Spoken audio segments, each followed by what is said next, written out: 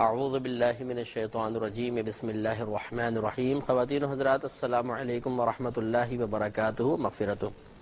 Programme احکام شریعت اور وضو سے متعلقہ مسائل کے ساتھ ایک دفعہ پھر شرف حاضری حاصل ہے۔ ہم وضو کے طریقے پہ گفتگو کر رہے تھے اور میں نے آپ کو بتایا تھا کہ سب سے پہلے ہم نیت کریں گے۔ نیت کرنا وضو میں سنت کریمہ ہے، اسی طرح نیت کے بغیر بھی وضو ہو سکتا ہے۔ فرق یہ ہوگا کہ اگر ہم نے بلا نیت کے وضو کیا تو ثواب نہیں ملے گا، اور نیت کے ساتھ کریں گے تو انشاءاللہ وضو کا ثواب بھی حاصل ہوگا۔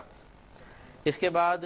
بسم اللہ الرحمن الرحیم پڑھ کر وضو کا آغاز کرنا چاہیے، اور بسم اللہ والحمدللہ کہہ لیں تو بہت بہتر ہے۔ کہ ایک حدیث کریمہ میں یہ آیا ہے کہ جو بسم اللہ والحمدللہ کہہ کر وضو کرتا ہے تو جب تک اس کا وضو قائم رہتا ہے اس کے نام اعمال میں فرشتے نیکیاں لکھتے رہتے ہیں۔ اس کے بعد اونچی جگہ پر بیٹھ کر وضو کرنا سنت مستحبہ ہے، اور اس کی وجہ میں نے آپ کو بتائی تھی کہ وضو کے جو قطرات ٹپک رہے ہوتے ہیں، اعضائے وضو سے گر رہے ہوتے ہیں، ان میں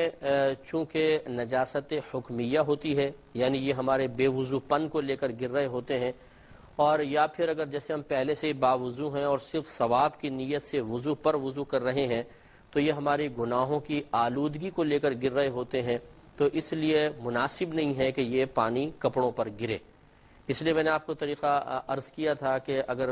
ممکن ہو سکے تو تولیہ والا جو رومال ہے، کیونکہ جذب بہت اچھا کرتا ہے، اسے اپنے پاس رکھیں۔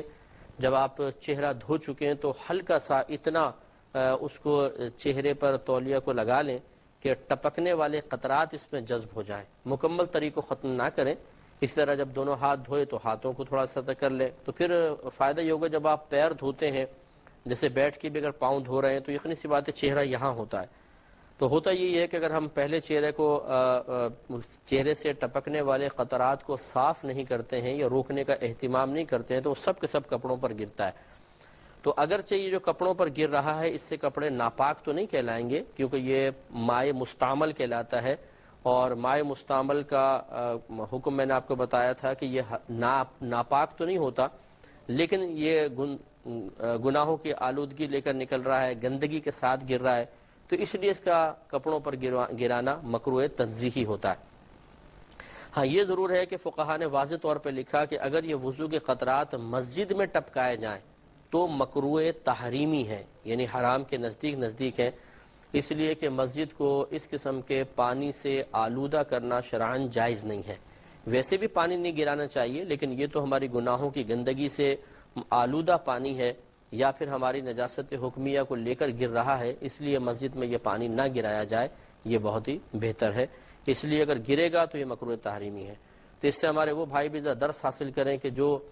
کبھی ملاحظہ کرتے ہیں کہ امام صاحب جماعت کروا رہے ہیں اور ان کو خوف یہ ہوتا ہے کہ اگر تھوڑی سی بھی دیر ہوئی تو شاید امام صاحب رکوع میں چلے جائیں گے، تو وہ جلدی جلدی وضو کر کے اور پھر بھاگتے ہیں مسجد کے فرش پر، اور ان کے داڑھی سے، ان کے چہرے سے یا ہاتھوں سے پانی ٹپک رہا ہوتا ہے اور مسجد کا فرش آلودہ ہو رہا ہوتا ہے۔